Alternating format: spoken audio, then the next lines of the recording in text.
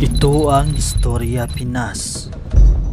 Noong Marso 2024, isinigawa ang magkasanib puwersa na raid ng Presidential Anti-Organized Crime Commission, Philippine National Police at Armed Forces of the Philippines sa isang 10-hektaryang compound sa Banban, Tarlac. Ang target ay ang Junyuan Technology Incorporated, isang pugo firm na sinasabing sangkot sa mga illegal na aktibidad tulad ng crypto at love scam. Nasa 800 Pilipino at dayuhan ng nasagip ng mga otoridad mula sa compound. Ang mga individual na ito ay iniulat na napilitang magsagawa ng mga aktibidad ng scam at naharap sa pisikal na pinsala kung hindi nila maabot ang kanilang pang-araw-araw na kota. Ibinunyag sa raid ang isang underground establishment at ang posibilidad na torture chamber sa loob ng compound. At nadawit sa isyong ito ang mismong mayor ng Banban na si Mayor Alice Guo. Nakakagulat talaga ang mga malalaman mo tungkol sa mayora. Parang natakpan na ang naunang isyu tungkol sa PDEA leaks. Bigla ang tumahimik. Ano ba talaga ang magiging kahinatnan ng lahat ng ito? Maiiwan lang ba itong misteryo? At ito ang mga naging komento ng ating mga madlang netizen. Yan ang dapat na alamin kung sino ang nasa likod at patron ni Mayor Go. At baka nga di ito yung tunay niyang pangalan. Huwag nang patagalin ang investigasyon. Maraming salaysay na ni Alice Guo ang di ka paniwala. Dapat mabilis ang aksyon para mapanagot sa patong-patong na kaso laban kay Alice Guo. Napakakalmado ni Senator Gatchalian pero nadidiin si Mayor dahil sa mga ebidensyang hindi pwedeng lusutan. They will make the Go issue still relevant para pagtakpan ng PDEA leaks. Yung issue ni Mayor Go of Banban, Tarlac is being used lang as a smokescreen to divert the attention away from the more serious issue like yung PDEA leaks ni Agent Morales. Deflection is a very common tactic used in politics. Thank you po. Thank you, Ellison. From PTB4, Melalis Moras, please proceed with your questions. Hi, good morning po mga Kongs. Balikan ko lang po ng konti. May mga konting follow-up lang po about sa bagong leadership ng Senate. Unahin ko lang po for Congressman Barbers and others may also respond. Sa tingin nyo po, ngayong iba na yung liderato ng under Senate President Chis Escudero's leadership, sa tingin nyo po, matutuldukan na or tatapusin na yung hearing sa Senado about PDEA leaks? Well, sa tingin ko, tapos na yun eh. Kasi yung mga inimbita nilang mga resource persons, they were caught lying. And because they were lying, they were cited for contempt. So, bakit natin in-entertain yung mga kasinungalingan nitong mga to? So, dapat talaga, sa tingin ko, matutuldo ka na yan at mawawala na yung usapin na yan. And do you share po, kasi kahapon, nabanggit din po dito nga sa press ko ng Kamara na about time na mag-public apology si Senator Bato de la Rosa kay Pangulong Marcos. Do you share the same sentiment po, given na yun nga, nasabi nyo po na na-contempt na, nakitang nagsisinungaling. Ano po kaya yung dapat maging closing nito, given na ang dami nilang beses na pagdinig at yun nga, paulit-ulit na nadrag yung pangalan po ng Presidente? Well, bigyan natin si Senator Bato ng pagkakataon na kung ano yung kanyang susunod na aksyon, no? Whether siya ay mag-apologize or hindi, nasa sa kanya po yan, no? But the fact remains that wala hong nakuhang matibay, mabigat na ebidensya doon sa hearing na nangyari. For the reason na lahat po o karamihan doon sa inimbita ay nagsisinungaling at no less than the committee chair has stated for the record na nagsisinungaling siya kaya nga sinight niya for contempt, no? Yung sinasabing Morales for fabricating stories, pati na rin yung isang na detain ngayon at lahat sila ngayon naka-detain sa Senate. So again, he is my counterpart in the Senate. He has his own probably way of handling the committee. We'll just wait whether the chair would write a committee report and see ano yung nakalagay doon sa committee report. Pero para sa akin, sa aking paniwala, dahil sa nangyari kahapon na sinight niya for contempt itong mga nagsisinungaling na mga resource persons, yan na ho yung katapusan ng hearing na yan sa aking paniwala. And another lang po for Madjo Manix naman, and others can also answer. Kasi isa po sa mga priority nga ng Kamara na mismo si Speaker Romualdez yung nagsabi yung pag-amyenda sa rice tarification law. Under this leadership, sa tingin niyo po ba maihahabol kaya ito? Hindi man bago ngayong sinidie break, pero may papaspasan na kaya yung pagpasa nito and other important measures na pinahalagahan ng Kamara? Yes, optimistic kami that with the new Senate leadership under Senate President Chis Escudero, uusad na yung mga priority bills, especially yung sa rice tarification law. At meron pa kaming hinihintay sa kanila yung budget modernization bill, which we are also very thankful to the former Senate President Mig Subiri na umusad sa committee, and hopefully with the new Senate leadership under Senate President Chis Escudero, matapos na po itong budget modernization bill. At meron pa kaming hinihintay na National Defense Act. So hopefully yung rice tarification law, amendments to the rice tarification law, yung budget modernization bill, yung National Defense Act at yung amendments to the EPIRA law mapasa with the new Senate leadership. Thank you, Mela. Next question from Earl Tobias of IBC 13. Good afternoon po, good congressman. Sigunduhan ko lang po yung doon sa gentleman's agreement proceedings. Kanina po pinabulaanan ng dating former executive secretary and then former defense secretary na may nangyaring gentleman's agreement. So, ang problema, binubusisi po ng komite ngayon na yung nabanggit din na 2013 commitment daw na naabutan lang daw ng dating administrasyon, specifically sinabi po ito ni ex-secretary Medeldia, no, na hindi pwedeng i-repair yung BRP Sierra Madre at may kasunduan daw na pagkain at tubig lang pwedeng ipadala doon. And ironically, nabusisi rin po ni Representative Rog, no, na within 2016 and 2021 or 2019 ay walang nangyaring repair. So pinapa-verify po kung ano itong 2013 agreement, but what does it mean po regardless if totoo to or hindi?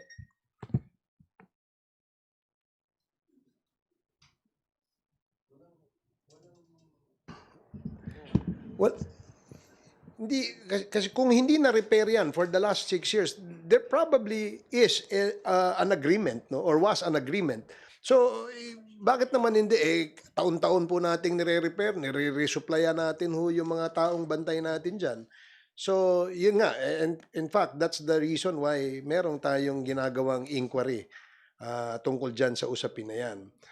But as of today, no, yung mga naimbitahan nating resource persons ay parang pilit na sinasabi na wala naman hong secret agreement. So let's see what will happen in this hearing today. Last na lang po, follow up from me. With that in context po, sinabi naman po ni Chair Neftali Gonzales no, na kung yung 2013 agreement, kahit na medyo ma-instability pa nga dahil wala ring dokumentong magpapatunay nito, sinabi niya na therefore with our sovereign rights na in-award naman noong 2016, regardless kung ano yung 2013, ay we are not bound by it kasi nanalo nga po tayo sa arbitral ruling ng 2016. Any comments lang din po? Tayo ay naninindigan at susunod doon sa 2016 arbitral ruling tungkol dyan sa usapin na yan. Bilang isang bansa na membro po ng United Nations, tayo po ay rumerespeto, no, sa mga pulisiya at lalong-lalo na ho yan doon sa arbitral ruling ng Hague, no, tungkol dyan sa usapin sa West Philippine Sea.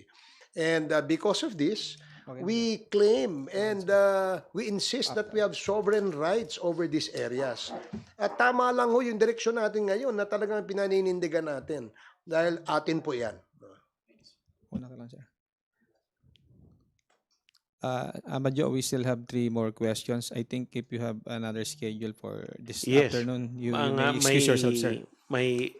I'd like to be excused. May mga committee chairman naghihintay. At may isa, yung Committee on Ethics chairman, gusto ko kasapin. Baka yun na yung report nila. Ha? So, thank you. Good morning. Thank you, Majority Leader Manix Dalipe, for joining us. Okay. Uh, okay, next question from Mr. Terence Grana of Armed Forces Radio. Thank you, Majo.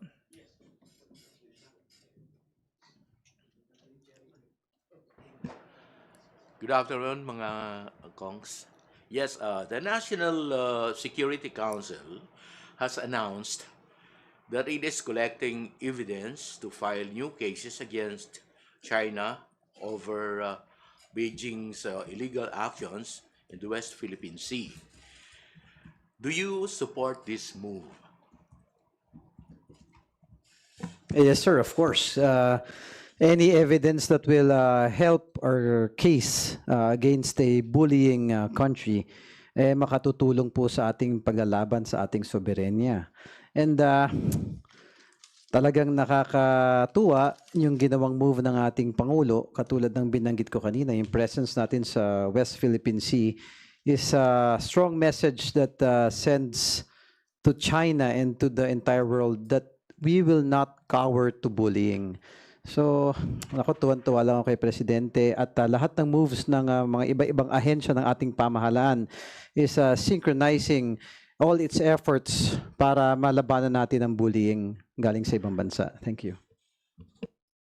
Well, just to add, I guess we are already tired in the diplomatic approach, asking the China to stop this and stop that. So I guess this is a positive development on the part of the administration to collect pieces of evidence so that we can file a case against China. Ito po ay pagpapahayag na hindi po tayo papayag sa anuman pong mga pambubuli na ginagawa po ng isang mighty country katulad naman po ng China. So I guess this is a positive development on the administration wherein they're leading our country in making a more credible and more decisive step in asserting our rights in the West Philippine Sea. To add na lang, even with the arbitral ruling, right, alam naman po natin ng buong mundo na we are in the right. And with this development, before nga naman filing any cases, you really need to have proof and a lot of pieces of evidence. Hindi naman pwedeng basta-basta. At nakikita naman natin na we do not fight violence with violence. Itong mga pambubuli na ginagawa sa atin, we will defend ourselves, pero sa tamang pamamaraan. And this is one of the things now, it's a good development na tinitingnan at sinisigurado sa mga tao na hindi tayo papayag basta-basta na ginaganyan tayo, binubuli po tayo, but we will do it also in the right manner, in the right way, with respect to our international relations and international laws. Thank you. Next question from Ed Galvez of FEBC Radio. Good morning, sir. Para kay Kong Ace, sir, balik tayo dun sa structure sa China na tinatayo ng China. Kung nagkaroon tayo ng isang elected mayor sa Tarlac na ngayon lang natin nalaman, hindi imposible ba na yung mga tinatayong structure sa China shabu laboratory na? Meron na ba kayo natanggap na report ito? Hindi imposible yun, no? Hindi sa aking palagay, hindi naman siya imposible na kung ano yung plano nila doon, tayuan nila ng ganong klaseng laboratorio rin doon. In fact, they have recognized and they identified that the area where these islands are situated are strategic, both militarily and economically and siguro and commercially. Yung commercial doon, baka isa na yan. Sa naiisip nilang pwedeng gawin doon siguro. Magtayo ng laboratorio. Thank you. Last question from Joy Cantos of Filipino Star ngayon. Kay Congressman Barbers. Sir, may report po kayo ng moonlighting ng mga policemen sa mga POGO officials na nag-escort daw po.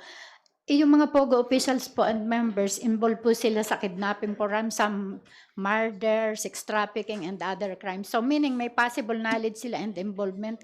So ganun po kalala yung breach of discipline. Oo, nakakalungkot isipin na yung ating mga SAF, no, yung mga membro ng ating Special Action Force sa Philippine National Police ay ginagawang bodyguard nitong mga inchik na ito, no? I'm referring to the mainland Chinese. Ito yung mga pogo operators na pupunta rito, no?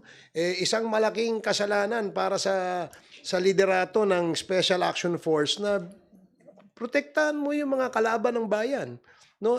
Kagaya nga ng nasabi mo, Joy, itong mga karamihan sa nag-ooperate ng pogo ay involved sa mga kriminalidad, no? Yung criminalities, no? Kagaya ng kidnap for ransom, meron pang murder dyan, meron pang torture chamber silang ginagawa doon sa kanilang lugar. So, I guess, napakalaking kasalanan para sa Philippine National Police na payagan yung ganyang klaseng moonlighting na ginagawa ng kanilang kawani sa hanay ng Philippine National Police. So, dapat kasuhan yung mga yan. Sir, meron din pong report na a number of Chinese were able to enter Davao, acquired a birth certificate, Filipino birth certificate, and even put a business there. Is it alarming po kasi napakarami daw po nito? Ay, hindi lang sa Davao yun, sa buong Pilipinas. In fact, ngayon, yung kagaya nga ng ating panawagan nung kamakailan, na meron pong nakarehistrong mga estudyante raw sa isang universidad dito sa atin sa North, no, sa Cagayan. And the number is quite alarming considering na sa dami-dami ng pwede mong pag-enrollan, kung ikaw ay banyaga, o ikaw ay dayuhan at gusto mo mag-aral sa ibang bansa, hindi po ba dapat ang inyong i-enrollan ay yung mga university na malalaki dito sa ating bansa, no? Hindi dun sa napakalayong lugar sa Metro Manila. At ganun sila karami, no?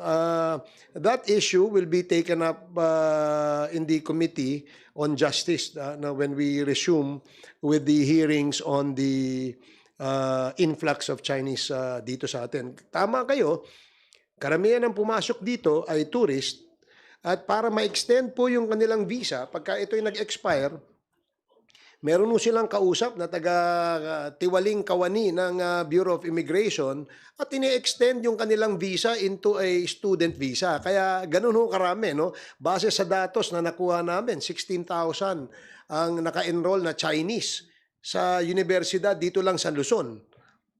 16,000 po yan, napakalaking number.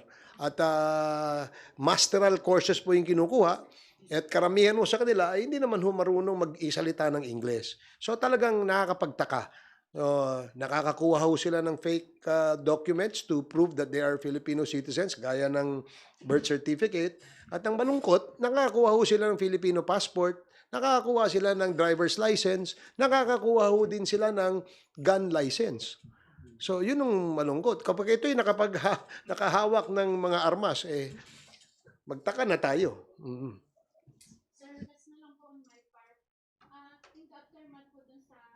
In the aftermath po dun sa changes sa leadership ng Senate, how solid naman po yung mga House members and mga leader natin sa leadership ni Speaker Romualdez? Kasi po yung before, yung attempt to oust him in office was nip in the bud. Meron po bang mga disgruntled solo at this time na possible na mag-spark ng another movement dito sa House? Malabo hong mangyari yan, no? You will see in the results of our voting, no? Those bills that we pass on third reading dito sa plenaryo ay bills that are administration sa priority bills, no? And because of the leadership of Speaker Romualdez, kumukuha ito ng mahigit 90% suporta mula ho sa members ng mababang kapulungan. And almost all bills that we pass on third reading, hindi ho bumaba ng 200 boto ang nakukuha ang boto nito na pabor, no? And this is a manifestation that there is a full support and trust and confidence dun sa liderato ni Speaker Martin Romualdez. Well, dagdag ko lang din well, yung isa sa mga patunay na kung saan maganda po ang liderato ni Speaker Martin Romualdez because some of the members of the 19th Congress has already shifted and transferred to Lakas CMD. So yan po isa sa mga patunay na talagang suportado nila ang liderato ni Speaker Martin. In fact, if I'm not mistaken with the numbers, 100 of the incumbent members of the House of Representatives belong to the biggest coalition, which is Lakas CMD. So I guess the possible change of leadership is very impossible as of this moment.